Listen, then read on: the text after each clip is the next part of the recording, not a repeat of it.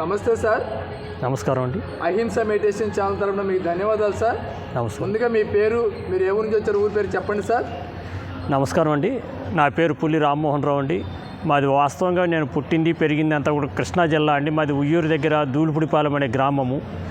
నాకు జన్మనిచ్చిన తల్లిదండ్రులు పులి రాములమ్మ, పులి వెంకటేశ్వర్లు అండి. ముందుగా వారికి కృతజ్ఞతలు. వారికి ఎప్పుడు కూడా నేను ఈ భూమి మీద జీవించున్నంత వరకు నా తల్లిదండ్రులు నేను ఎప్పుడు మర్చిపోకుండా ఉంటాను. ఫస్ట్ సార్, మీ ధ్యానం ఎన్ని సంవత్సరాలు వచ్చి సార్? ఇప్పుడు నేను ధ్యానంలోకి వచ్చి కరెక్ట్గా 19 సంవత్సరాలు అయిందండి. ఈ ధ్యాన మార్గంలోకి వచ్చిన తర్వాత నా జీవితం అంతా కూడా మెరాకిల్గా ఉందండి. మీరు ధ్యానం ముందు మాంసాహారులా సార్? ధ్యానం ముందు మీరు మాంసాహారం అండి. అలానే మంచి భక్తుడిని కూడాను. ఎట్లా భక్తుడు అంటే చిన్నప్పటి నుంచి నేను పుట్టిన దగ్గర నుంచి 10 సంవత్సరాలు వచ్చేంత వరకు నేను ఒక గుడ్డు కూడా తినలేదు. అంటే ఇంట్లో వాళ్ళందరూ తింటూ ఉండేవాళ్ళు కానీ నేను తినేవాడిని కాదు. మేము 4 అన్నదమ్ములు, ఒక సిస్టరు, ఫాదరు, మదరు. వాళ్ళ ఇంట్లో వాళ్ళు తింటున్నప్పుడు నన్ను బలవంతం చేస్తే కూడా నేను తినేవాడిని కాదు.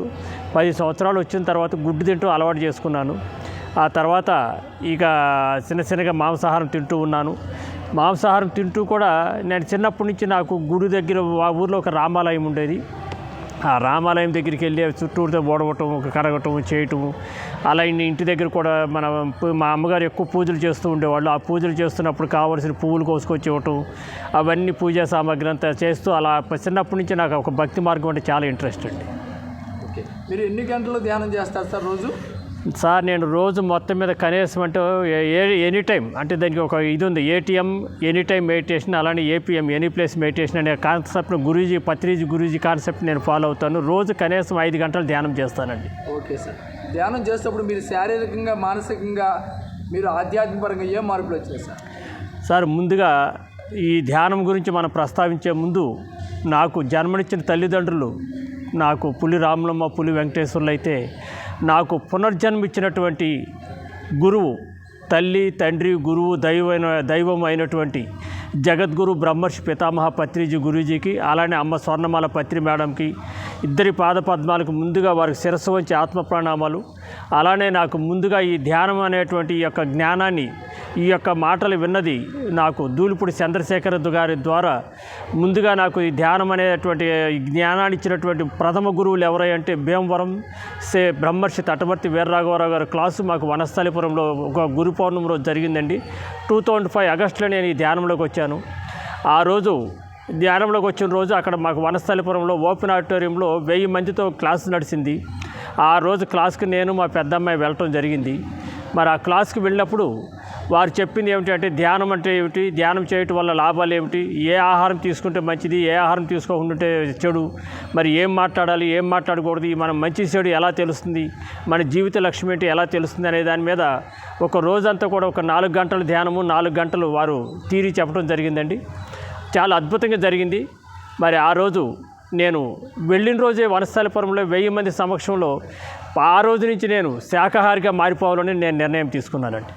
ఓకే, చాలా బాగుంది సార్. పత్రి సార్తో మీ సాంగత్యం ఏంటి సార్ గురువుగారితో? సార్, గురువుగారితో సాంగత్యం అంటే నేను నా అదృష్టం ఏమిటి అంటే ఏ జన్మలో చేసుకునే పుణ్యఫలము కానీ గురువుగారు పరిచయం. నేను 2005 ఆగస్టులోకి వచ్చిన దగ్గర నుంచి కూడా నేను హైదరాబాద్లో జాబ్ చేస్తూ ఉండేవాడు. నేను హౌసింగ్ డిపార్ట్మెంట్లో ఏఈగా పనిచేశాను. అయితే జాబ్ చేస్తున్నప్పుడు ధ్యానంలోకి వచ్చిన దగ్గర నుంచి కూడా నాకు గురువుగారితో పరిచయం ఏమిటి అంటే, గురువుగారి ఎప్పుడు సిటీలో ఉంటే అప్పుడు నేను వారి దగ్గరికి వెళ్ళి సేవ చేసుకోవటం నాకు ఒక అలవాటు అయిపోయింది. గురువుగారు సిటీలోకి ఏదైనా సిటీలో ప్రతి నెల ఒక 4 రోజులుగా ఇక్కడ ఉండేవాళ్ళు. ఉన్న 4 రోజులు కూడా సిటీ అవుట్ ఆఫ్ సిటీ ఉన్నప్పుడు గురువుగారు ఇన్ఫర్మేషన్ ఉండేది. సిటీలోకి ఎంటర్ అవుతూ కూడా నాకు వెంటనే ఫోన్ వస్తూ ఉండేది.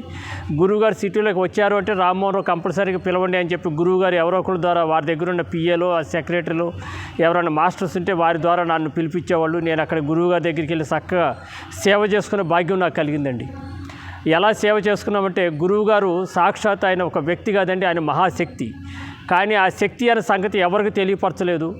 ఆయన చెప్పే వాక్యాలను బట్టి మనం my dear friends, my dear masters, my dear God's అని చెప్పడంలో ఆయన ఉద్దేశం ఏమిటి అంటే, మనము ఈ ధ్యానంలోకి వచ్చిన తర్వాత మనిషి గురువు శిష్యులు అనేటువంటి ఇది లేకోకుండా ప్రతి వాళ్ళు కూడా ఉన్న స్థితి నుంచి ఉన్నతమైనటువంటి స్థితికి వెళ్ళాలనేటువంటి మహా అద్భుతమైనటువంటి సంకల్పంతో వారి దగ్గర అంటే తల్లి తండ్రి గురువు దైవం అనేటువంటి ఆ ప్రేమ, ఆ తల్లి యొక్క పాత్రని, తండ్రి యొక్క పాత్రని, అలానే గురువు అంటే ఎలా ఉంటారు, మంచి చెడు చెప్పేవాళ్ళు గురువు. దైవం అంటే ఏమిటి అంటే ఆయన దగ్గర ఎంత శక్తి ఉందనేది ఆయన చెప్పకుండానే నేను ఆయన దగ్గర ఎన్నో చూశానండి. అవి మాటలతో చెప్పలేని ఎన్ని ఉన్నాయంటే అనుభవాలు అన్నీ ఉన్నాయండి. చెప్పండి, 1-2 అనుభవం చెప్పండి. గురువుగారి గురించి చెప్పాలంటే అండి, గురువుగారి దగ్గర నేను అంటే సేవ చేసుకుంటూ ఉన్నప్పుడు ఎర్లీ మార్నింగు మన మామూలుగా వారికి స్నానానికి వాటికి నీళ్లు పెట్టమని చెప్పేవాళ్ళు. నేను అట్లా ఒకసారి మన బాత్రూంలో గీజర్ ఖరాబ్ అయితే స్టవ్ మీద 2 గిన్నెల్లో 10 లీటర్స్ గిన్నెల్లో వేడి నీళ్ళు పెట్టాను.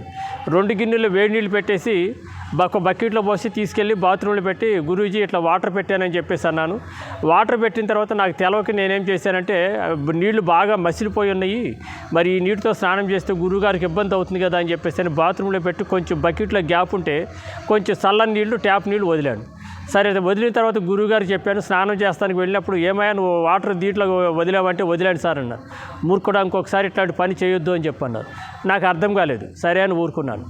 మళ్ళీ నెక్స్ట్ డే మార్నింగు ఇట్లాగే సేవ చేస్తున్న తర్వాత మళ్ళీ కావాల్సింది మళ్ళీ ఇట్లా చెప్పారు, నీళ్ళు పెట్టవయా నేను స్నానం చేయాలన్నారు.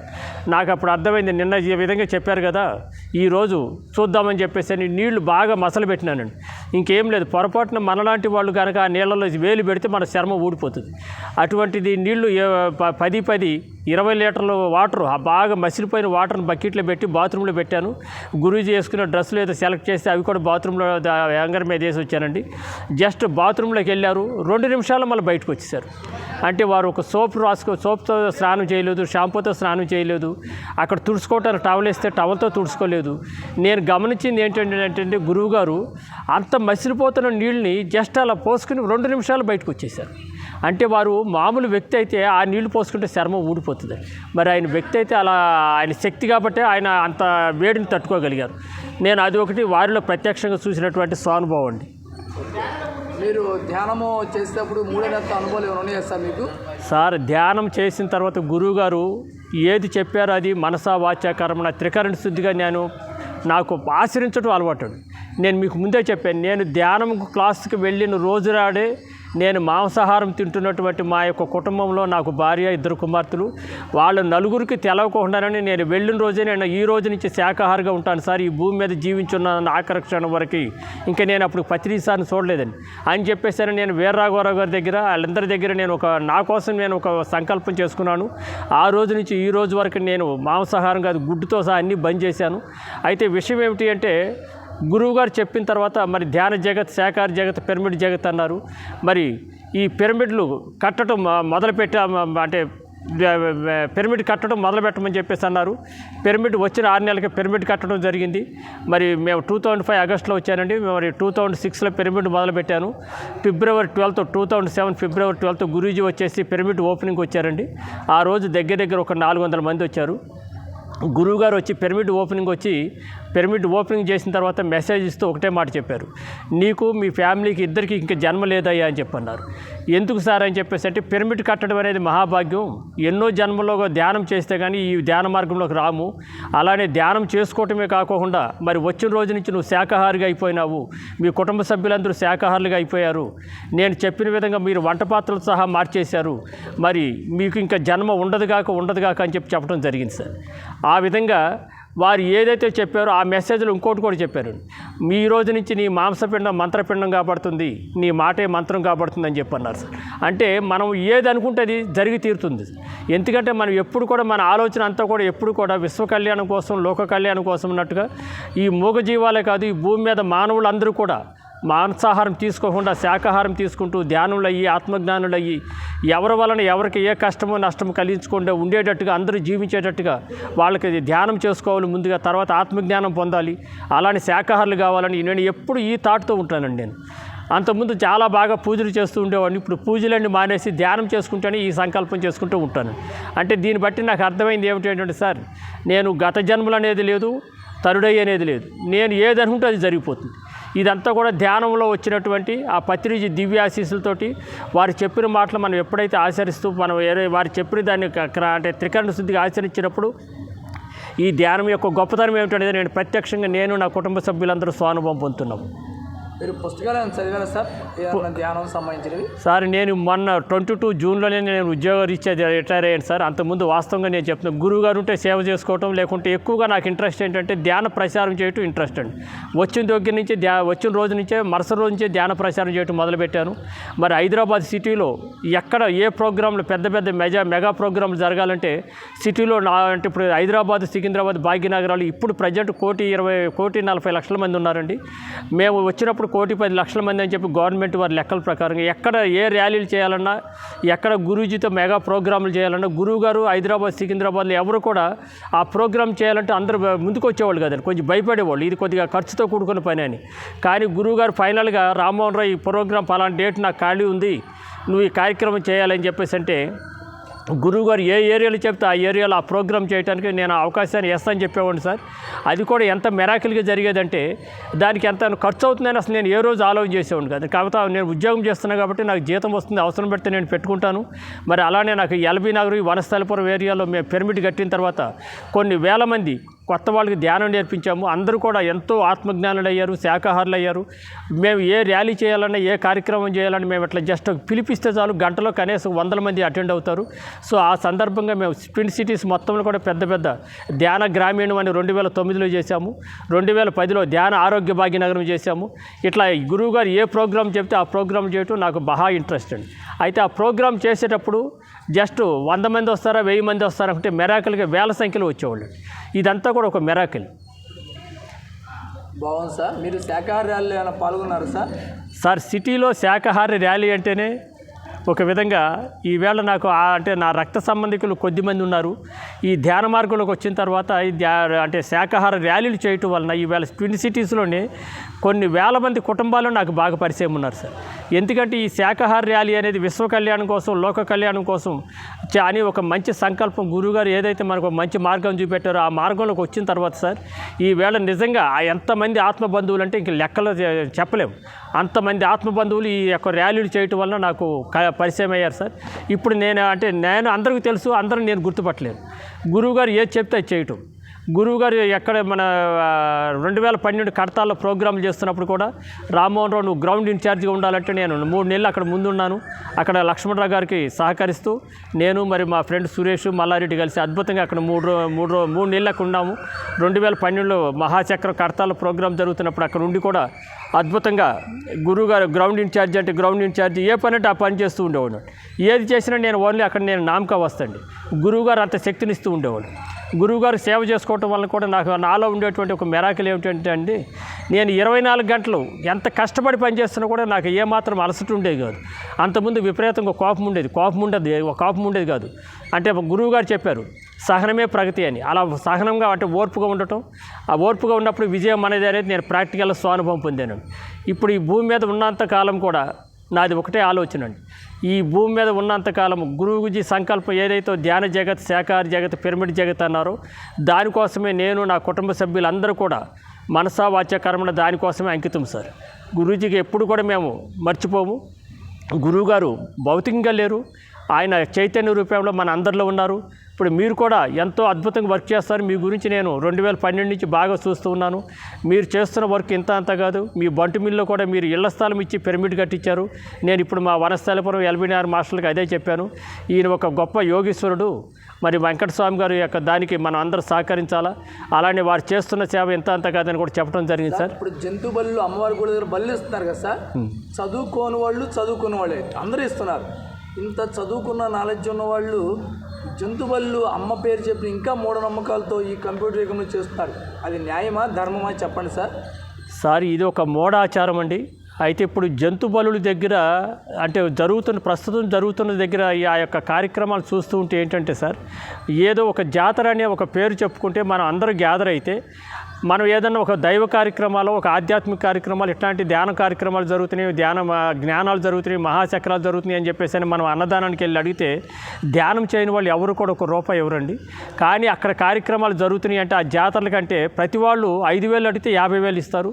ఎందుకంటే అక్కడ నేను గమనించింది ఏంటంటే ఆ విధంగా వాళ్ళు కంట్రిబ్యూట్ చేసుకుని ఒక దగ్గర జమ చేసుకుని అందరూ ఆడవాళ్ళు మగవాళ్ళు అందరూ కలిసి ఒక దగ్గర వాళ్ళకి ఏంటంటే వాళ్ళు మానవ జన్మలు కూడా గురువుగారు చెప్తారు కదా, ఈ ధ్యాన మార్గంలో రావాలంటే కొన్ని 100 జన్మలు ధ్యానం చేసి చేస్తే కానీ ఇక్కడ ఈ పిఎస్ఎస్ఏ మూవ్మెంట్లోకి రారన్న ఉద్దేశంతో మరి మన స్థితి వేరు, వాళ్ళ స్థితి వేరండి.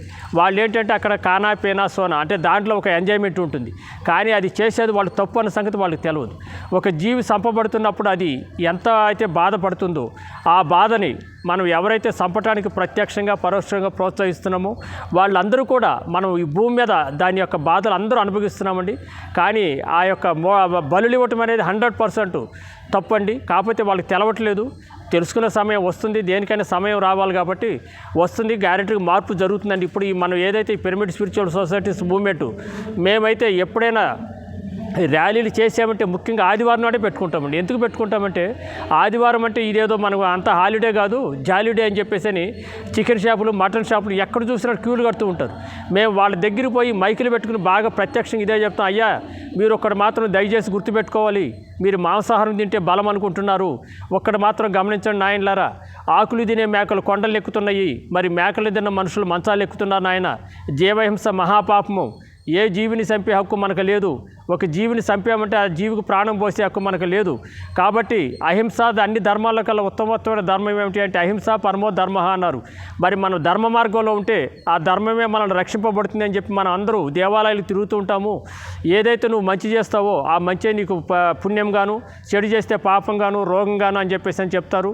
అలాగే మన ఇష్టదైవాలకు వెళ్తున్నప్పుడు కూడా ధర్మాన్ని కాపాడితే ఆ ధర్మం మిమ్మల్ని రక్షింపబడుతుందని చెప్పి అంటారు. మరి మన ధర్మాన్ని కాపాడాలి కదా, ధర్మం అంటే ఏమిటి నాయన, మన జీవహింస చేయకుండా ఉండటమే ధర్మం అని చెప్పేసి అని మేము శాకాహార ర్యాలీలు ఎక్కువగా మాంసాహారాలు తింటున్న వాళ్ళకి ఇది హార్ట్ టచ్ అయ్యే విధంగా విత్ పాంప్లెట్స్తో సహా ఇచ్చి వాళ్ళందరికీ చెప్పడం జరుగుతుంది సార్. ఇప్పుడు ఇంతకుముందు ఇంతకంటే ఇప్పుడు నాన్ వెజ్ తినేటోళ్ళు కూడా చాలామందికి ఏమవుతుందంటే మార్పు జరుగుతుందండి. మేము ఒకటే చెప్తాం, అయ్యా ఒకటి తెలవక చేసినప్పుడు తప్పుకి శిక్ష తక్కువ ఉంటుంది, తెలిసి తప్పు చేసినప్పుడు శిక్ష ఎక్కువ ఉంటుంది. మిత్రులారా, దయచేసి ఈవేళ మీకు ఈ యొక్క శాకాహార ర్యాలీలో పాల్గొంటున్న వాళ్ళందరూ కూడా మీరు గమనించండి. మేము అందరం కానొకప్పుడు తిన్నున్నాము, ఈరోజు అందరూ అది తినకూడదు తప్పు అని చెప్పి మాకు ఏదైతే ఈ విశ్వగురు పత్రిజీ ఉన్నారో వారి మార్గంలోకి వచ్చిన తర్వాత మేము స్వానుభవం పొంది మీకు ప్రత్యక్షంగా చెప్తున్నాం, నాయనలారా మీరు తింటే మాత్రం దీనికి మూల్యం చెల్లించుకోవాల్సి ఉంటుంది. అది ఎలా ఉంటుందంటే మనుషులకి మన కుటుంబ సభ్యులు ఎవరైతే ఉన్నారో ఉన్న వాళ్ళందరూ మానసిక ప్రశాంతంగా ఆరోగ్యంగా ఆనందంగా జీవించున్నామంటే ఈ భూమి మీద మనంత అదృష్టవంతులు ఎవరూ లేరు. ఎవరైనా ఇంట్లో అనారోగ్యంగా ఉన్నారంటే చూడండి, ఎవరికో ఒక్కొక్కరి మీద దాని ఎఫెక్ట్ ఉంటుంది. దీనికి మూలం ఏంటో మనకు తెలియదు. మాకు తటవర్తి వీరాగౌరవ గారు చెప్తారు, ప్రతిదానికి ఒక మూలం ఉంటుంది. ఈ మూలం ఏమిటి అంటే మన ఇంట్లో ఒక బాధ కలిగినా, కష్టం కలిగినా, నష్టం కలిగినా, సుఖం వచ్చినా, దుఃఖం వచ్చినా మనం చేసుకున్న కర్మలే మనకి దాని యొక్క ఫలితాలని చెప్పి చెప్తూ ఉంటారు. కాబట్టి కర్మ సిద్ధాంతం ఒకటి ఉంది.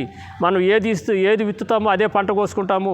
మనం మంచి చేస్తే మంచి, చెడు చేస్తే చెడు. ఎవడు చేసుకున్నవాడు చేసుకున్నంత మహాదేవని, ఎవరి కర్మలు వాళ్ళు అనుభవించి తీరాలి. ఈ జన్మలు కాబట్టి వచ్చే జన్మలు అయినా సరే ఆ కర్మల ఫలితాలను అనుభవించి తీరాలని చెప్పి గురువుగారు చెప్పిన సత్యాన్ని మేము తెలుసుకుని అది స్వానుభవం పొంది ఈ విధంగా మేము ఈ యొక్క మెసేజ్లతోటి కొటేషన్లతోటి మేము అద్భుతంగా ఈ భాగ్యనగరాల్లో ఎక్కడ పిలిస్తే అక్కడ మేము వీలైనంత శాఖాహార ర్యాలీలో పాల్గొంటూ ఇట్లా మనం అంటే ఈ సత్యం గురించి మన పత్రిక సార్ ఏదైతే చెప్పారో ఈ సత్యం గురించి మేము ఎప్పుడు ప్రచారం చేస్తూ ఉంటాం సార్. బాగుంది సార్, చాలా బాగుంది మీ అనుభవాలు, చాలా బాగుంది. ఇక్కడ మాంపల్లి ఎగ్జిబిషన్ గ్రౌండ్లో యజ్ఞంలో ఉన్నాం. ఇక్కడ ధ్యానము ఈ ట్రస్ట్ వారు మీరు చేసే ఏర్పాట్లు గురించి ప్రపంచానికి చెప్పండి సార్ ఒకసారి. ఓకే సార్, మరి ఈరోజు ఈ భాగ్యనగర్లో చెప్పాను కదా, మన హైదరాబాద్ ప్రస్తుతం తెలంగాణ హెడ్ క్వార్టర్ అండి. ఇది హైదరాబాదు సికింద్రాబాద్ అనే దాన్ని అంటే మాకు తెలిసి దీన్ని భాగ్యనగరం అంటారు. భాగ్యనగరం అని ఎందుకంటారంటే ఈ భాగ్యనగరంలో ఈవేళ 1,40,00,000 మంది ఉన్నారంటే అన్ని రాష్ట్రాల ప్రజలు ఇక్కడికి వస్తారండి. ఎవరు కష్టపడతారో వాళ్ళు ఇక్కడ బ్రతికేయడానికి చాలా అవకాశాలు ఉన్నాయండి, అంటే ఉపాధి అవకాశాలు ఉంటాయి. మరి ఇక్కడ ఉన్న వాళ్ళందరికీ కూడా మనకి ప్రతి సంవత్సరం మన డిసెంబర్లో 21 నుంచి 31 వరకు ఇప్పుడు పత్రిజీ ధ్యాన మహాయాగం అని జరుగుతుంది.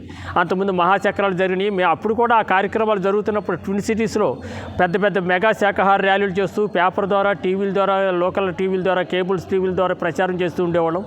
కానీ అక్కడ కూడా బాగా వేల సంఖ్యలో వస్తూ ఉండేవాళ్ళు. మరి భాగ్యనగరంలో ఉండేటోళ్ళు ఎప్పుడు బిజీగా ఉంటారు కాబట్టి వీళ్ళందరికీ తెలియపరచాలంటే వీళ్ళకి దగ్గరలోనే ఇప్పుడు ప్రస్తుతం జూన్ 15 నుంచి 21 వరకు జరుగుతున్నటువంటి పత్రిజీ ధ్యాన మహాజ్ఞాన యజ్ఞం అనే దాని కార్యక్రమంలో ముఖ్య వీళ్ళ సంకల్పం ఏమిటి అంటే మా అందరి సంకల్పం ఈ హైదరాబాద్ సికింద్రాబాద్లో ఉన్న వాళ్ళందరూ కూడా ఈ యొక్క ధ్యానం గురించి తెలుసుకోవాలి. అంటే ఇక్కడ తెలుసుకోవాలి, ఇక్కడ పెట్టడంలో ఉద్దేశం ఏంటంటే సార్, మనకు గురువుగారు మనకి ఇచ్చిన వజ్రాయుధం ఏమిటి అంటే సామూహిక ధ్యానము, అఖండ ధ్యానము, ప్రాతకాల ధ్యానము, బ్రహ్మముహూర్త ధ్యానం. అంటే ఉదయం 5 గంటల నుంచి 8 గంటల వరకు 3 గంటలు ఈ ధ్యానంలో ఎవరైతే పాల్గొన్నారో ఈ జన్మలో మళ్ళీ ఈ ధ్యానం అంటే శ్వాస మీద ధ్యాస అనే మార్గాన్ని మర్చిపోకుండా ఉంటారు. మరి ఇక్కడ వాళ్ళందరికీ మనం ధ్యానం నేర్పిస్తే ఇక మన ఈ యొక్క భారతదేశం కాదు ఇంకా యావత్ ప్రపంచానికి ఇది యొక్క అంతా తెలిసిపోతుంది. కాబట్టి ఇది మనం ఈ కార్యక్రమం ఇక్కడ చేస్తే బాగుంటుందని చెప్పి వాళ్ళు చేయటం జరుగుతుంది సార్.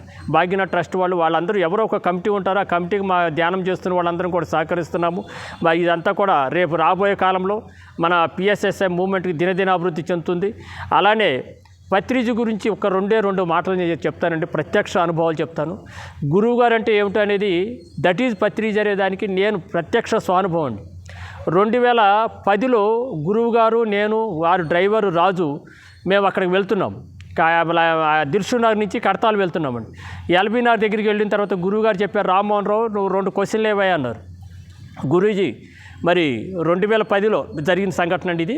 మరి ఒకసారి ఫస్ట్ క్వశ్చన్ సార్, మరి 2012కి అంతా కలియుగాంతం అయిపోతుందని చెప్పేసి ఆ టీవీలో కూడా నైట్ టైం అనేక రకాలుగా అన్ని ఛానల్లో వస్తుంది సార్, ఈ విధంగా హింస జరిగిపోతుంది అంటే కలియుగాంతం కాబడుతుంది అని చెప్పేసి. అలానే ఒక ఇంగ్లీష్ పిక్చర్ కూడా వచ్చింది సార్, అది కూడా నేను కూడా చూశాను సార్. ఇది ఎంతవరకు కరెక్ట్ సార్ అంటే ఒకటే చెప్పారు, ఏమీ లేదయ్యా 2012 తర్వాత 1/1/2013 వస్తుంది అన్నారు.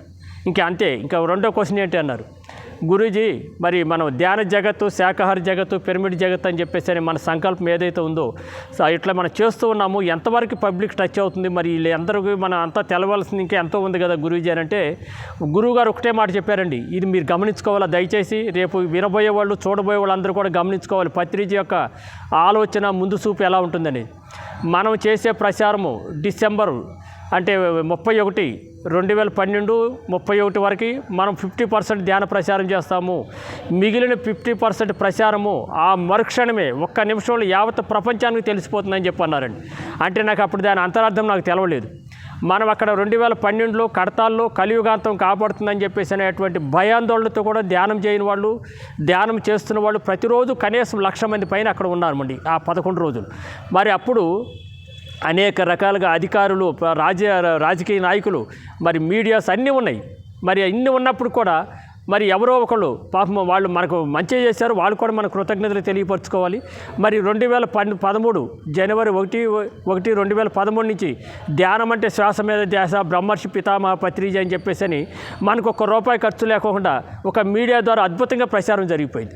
అంటే గురూజీ మాట ఎలా ఉంటుందంటే వారు ముందు చూపు. మరి అట్లా అని చెప్పేసి ఆ ఛానల్ గురించి కూడా మీరు ఎవరు పట్టించుకోకూడదు, అది ఒక విధంగా దానివల్ల మనకు ఎంతో మంచి జరుగుతుంది, వాళ్ళకుండే జ్ఞానం అది, మనం దాన్ని పాజిటివ్గా తీసుకోవాలి.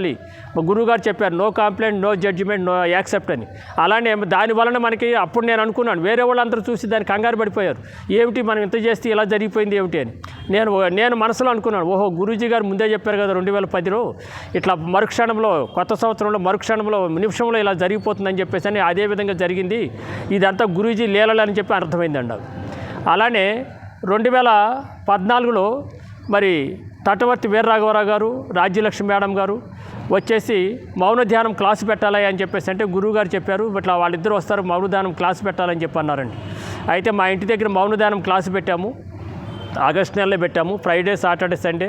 మరి మార్నింగు ఆ రోజు వేరే జిల్లాల నుంచి కూడా కొద్దిమంది వచ్చారు. మరి మొత్తంగా కలిపి ఇంట్లో ఒక ఆ మౌన ధ్యానాన్ని 3 రోజులకు ఒక 30 మంది వచ్చారండి. వీరరాఘవరావు గారు, రాజ్యలక్ష్మి గారు, మేడం గారు నేను స్టేషన్ పోయి రిసీవ్ చేసుకొచ్చాను. మార్నింగ్ 6 o'clock వాళ్ళు ఫ్రెష్ అయిపోయి స్నానాలు చేసి వాళ్ళ క్లాసు వాళ్ళు మొదలుపెట్టారండి మా ఇంట్లోని. మా ఇంటి పైన పిరమిడ్ ఉందండి. పిరమిడ్ ఉంటే మా అత్తగారు, మా ఫ్రెండు వాళ్ళ మిస్సెస్, మా కో బ్రదర్ సన్ను, నేను, మా ఫ్యామిలీ చెప్పారు, ఇంట్లో ఇక్కడ కనుక మనం వాళ్ళకి టిఫిన్లు కానీ భోజనాలు కానీ వంటింట్లో చేస్తే మరి ఇవన్నీ కొంచెం డిస్టర్బెన్స్గా ఉంటుంది, పైన పిరమిడ్లో పెట్టుకుంటే ఈ 3 రోజులు వంట బాగుంటుందని చెప్పన్నారు. సరే అని చెప్పేసి ఒక స్టవ్ సిలిండర్ తీసుకెళ్ళి పెట్టాము. అక్కడ మా అత్తగారు అంటే ప్రొద్దున్నే చట్నీ కోసమని ఒక పచ్చిమిరపకాయలు, శనగపప్పు వేపుతూ ఉన్నారు. మరి నేను ఆఫీస్కి వెళ్ళే టైం అయింది. మరి నేను ఆఫీస్కి వెళ్దాం అనుకున్న టైంలో ఇంట్లో ఇంకొక పెద్ద స్టవ్ సిలిండర్ ఉందండి, అవి కూడా తీసుకొచ్చి పెట్టాయా. మరి వంట చేయాలంటే ఇబ్బంది అవుతుంది, ఒక స్టవ్ మీద అవ్వదని చెప్పంటే సరే అని ఇంకొక సిలిండర్ స్టవ్ తీసుకెళ్ళేసి ఆల్రెడీ కింద ఒక స్టవ్ మన మండుతూ ఉంది. నేను రెండో సిలిండర్ స్టవ్ తీసుకెళ్ళినప్పుడు ఏం చేశానంటే రెగ్యులేటరు తీసుకెళ్ళిన సెకండ్ సిలిండర్కి కనెక్ట్ చేశాను. చేయగానే ఒక్కసారి గ్యాస్ లీక్ అయింది, ఒక్కసారి పిరమిడ్లో మొత్తం మంట వ్యాపించేసింది. ఒక 10 క్షణాల పాటు అసలు నేను ఏం చేయాలో నాకు అర్థం కాలేదు. తర్వాత నేను అంటే ఆ టైంలో పిరమిడ్లో 4 ఉన్నామండి. మా అత్తగారు, మా ఫ్రెండ్ వాళ్ళు మిస్సెస్ కలగారని, మా కో బ్రదర్స్ అన్ను, నేను 4 ఉన్నాం. కో బ్రదర్స్ అని బయటికి వెళ్ళిపోయాడు, మేము 3 ఉన్నాం లోపల.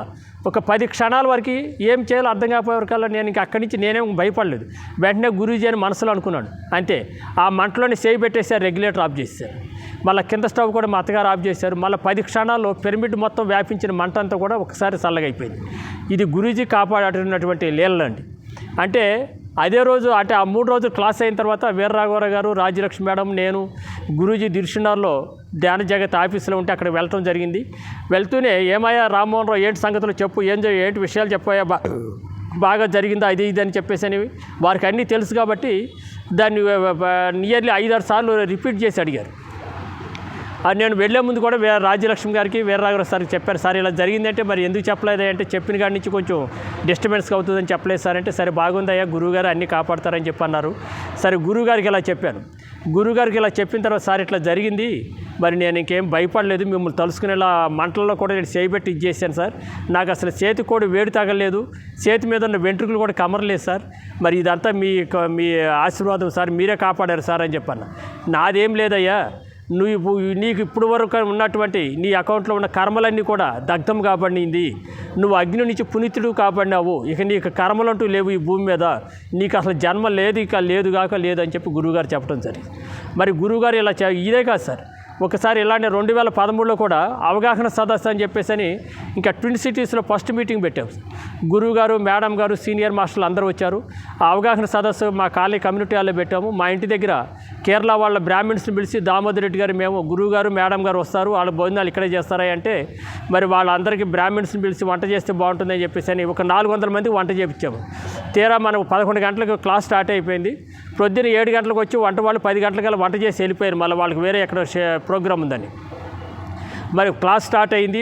క్లాస్ అయ్యే వరకల్లా 11 గంటలకు స్టార్ట్ అయ్యి 1 గంట క్లాస్ అయ్యే వరకల్లా దగ్గర 750-800 మంది వచ్చారు. వంట కేవలం 450 మందికి ఉంది. గురువుగారు, మేమందరం మా కమ్యూనిటీ హాల్ నుంచి మా ఇంటి దగ్గర నడుచుకుంటూ వచ్చాము. మొత్తం టెంట్లు వేసి అంతా భోజనాలు చేస్తూ ఉన్నారు. గురువుగారు భోజనాలు స్టార్ట్ కాగానే పైకి వెళ్ళేసి ఫస్ట్ ఫ్లోర్లో మాస్టర్లు అందరూ మీరు తింటూ ఉండండి అని చెప్పేసి నన్ను చేయి పట్టుకుని కిందకి తీసుకొచ్చారు. కిందకి తీసుకొచ్చి, రామ్మోహన్ రావు ఇక్కడ నాకు ఇట్లా కుర్చీ టెంట్లో అని చెప్పి అన్నారు. ఎందుకు సార్ అంటే, ఇక్కడ చైరేవాయి, నువ్వు చైరేసి అని తర్వాత కూర్చున్నారు. గురువుగారు ఒక మాట చెప్పారండి, వెంకటస్వామి గారు, ఇది మీ అందరూ కూడా గమనించాలి, రామ్మోహన్ రావు అందరూ భోజనాలు చేసిన తర్వాతనే నువ్వు నాకు చెప్పు, అప్పుడు వరకు నన్ను డిస్టర్బ్ చేయకూడదు అన్నారు. అంటే అప్పుడు నాకు అర్థమైందండి, మేము 400 మందికి చేసిన వంట 750 మంది తిన్నారు, ఇంకా 50 మందికి మిగిలింది. గురువుగారు ఏం కింద కూర్చున్నారు చైర్లో, అందరూ తర్వాతనే అందరూ అయిపోయినారని చెప్పమన్నారు. అప్పుడు అర్థమైంది, గురూజీ గారు దీన్ని అక్షయ పాత్ర చేశారు అని. దట్ ఈజ్ పత్రిజీ అండి. పత్రిజీ మామూలు వ్యక్తి కాదండి. ఆయన 1,44,000 మంది మాస్టర్లు తీసుకొచ్చారు. మన అందరితోటి ఈ ధ్యాన జగత్, శాకార జగత్, పిరమిడ్ జగత్ అయిపోతుంది. ఇది అయ్యేంత వరకు వారు ఎప్పుడు అందరిలో పత్రిజీ ఉంటారండి. మరి ఈ సందర్భంగా మరి మాకు ఈ అవకాశం ఇచ్చినటువంటి మీకు, మరి రేపు వీక్షిస్తున్నటువంటి దేవుళ్ళందరికీ, మరి అందరూ కూడా ధ్యానులు కాని వాళ్ళందరూ కూడా, అంటే ధ్యానం చేయని వాళ్ళందరూ కూడా ధ్యానం చేస్తూ, అలానే మాంసాహారం తింటున్న వాళ్ళందరికీ కూడా పాదాలకు మొక్కుతూ చెప్తున్నాను, మనం ఒక జంతువుని చంపబడ్డామంటే మన ఇంట్లో పిల్లలకి మనం ఏదైతే కష్టం కలిగితే ఎంత బాధపడతామో, ఒక జంతువు ప్రాణం తీస్తున్నామంటే కూడా అది పడే బాధని మనము, మన పిల్లలు, మన ఇంట్లో వాళ్ళు ఎవరో ఒకరు ఆ బాధలు అనుభవించవలసి ఉంటుంది. కాబట్టి దయచేసి ఇక్కడి నుంచి అయినా మీరు తినకుండా మానేయాలని చెప్పేసి అని మీ అందరికీ గురూజీ తరపున మీ అందరిని వేడుకుంటూ, మరి మీరందరూ కూడా మార్పు చెందాలి. ఈ భూమండలం అంతా కూడా సస్యశ్యామలంగా, శాంతియుతంగా మన ధ్యాన జగత్ కావాలి, శాకాహార జగత్ కావాలి, పిరమిడ్ జగత్ కావాలనేది ఈ యొక్క సంకల్పంలో మీరందరూ కూడా భాగస్వాములు కావాలని కోరుకుంటూ, ఈ అవకాశం ఇచ్చినటువంటి మీకు ధన్యవాదాలు తెలియపరుస్తూ థ్యాంక్ యూ సార్. అహింస మెడిటేషన్ ఛానల్ తరఫున మీకు ధన్యవాదాలు.